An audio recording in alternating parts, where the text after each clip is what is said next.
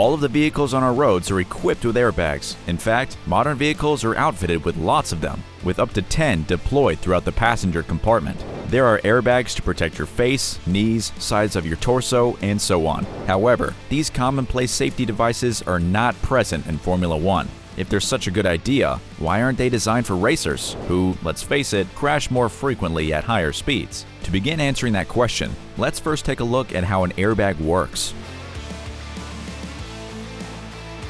The airbag in your steering wheel is simply a nylon bag that inflates when sensors detect a significant collision. By combining chemicals such as sodium azide and potassium nitrate, a blast of hot nitrogen gas is produced, and the bag inflates to about 5 pounds per square inch in 20 to 30 milliseconds. It's similar to a rocket booster, and the bag comes at you at about 200 miles per hour. That's why it can be a little painful, though far less painful than a steering wheel to the face. So, why would that be such a bad thing in Formula One? A steering wheel or dash-mounted airbag is intended to decelerate your body gradually and prevent it from cannonballing into whatever is behind the bag. However, an F1 driver is already so tightly strapped in that there is no danger of being slammed into the steering column. There's still a risk that an unrestrained driver's head will snap forward in a crash, causing a potentially fatal skull fracture. But the introduction to the HANS, or head and neck support device, in 2013 reduced that risk as well. Driving an F1 car without seatbelts would not only be more dangerous, but also nearly impossible. These cars can pull 5G under braking, and without seatbelts, drivers would be scrunched up against the steering wheel at the first corner. F1 seatbelts are 6-point units that must withstand forces of up to 1.5 tons in an impact. In fact, drivers have survived peak decelerations of 75 G in the last decade,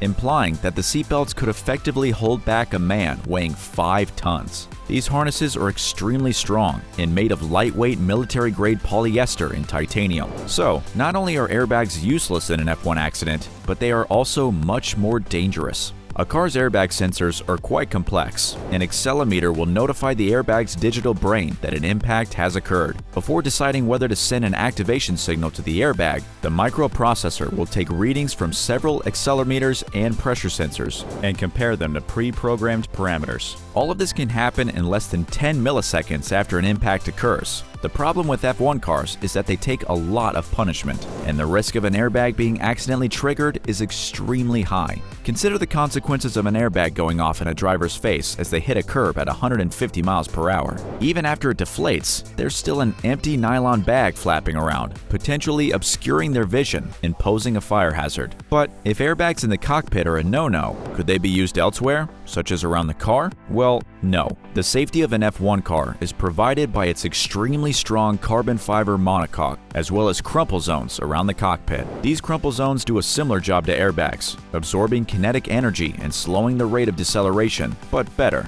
much better. And while a crumple zone can still function as part of the car structure, an airbag is just another bit of weight that will shave a fraction off car performance. Has anyone actually tried to develop an F1 airbag? A project was launched in 1996 to develop a driver restraint system that would improve crash survivability in head-on and oblique collisions. Both HANS and airbag solutions were considered, with an HANS system developed by Mercedes-Benz McLaren, and the FIA Motorsport executives deemed it the perfect solution in 2000. The FIA determined that the HANS, which was based on a concept developed by Dr. Robert Hubbard of Michigan University, was especially effective at protecting the driver. Because F1 drivers sit almost horizontally, an airbag would not cushion both the head and the chest at the same time, as it would in a road car. The research suggests that in an F1 car, impact forces would be transmitted primarily to the chin area with an airbag, but evenly across the forehead with an HANS device. When used correctly and in the proper environment, airbags can save lives. However, an F1 car is not the appropriate environment. So, what do you think? Do you know of a situation where an airbag system can prove useful? Let us know in the comment section down below.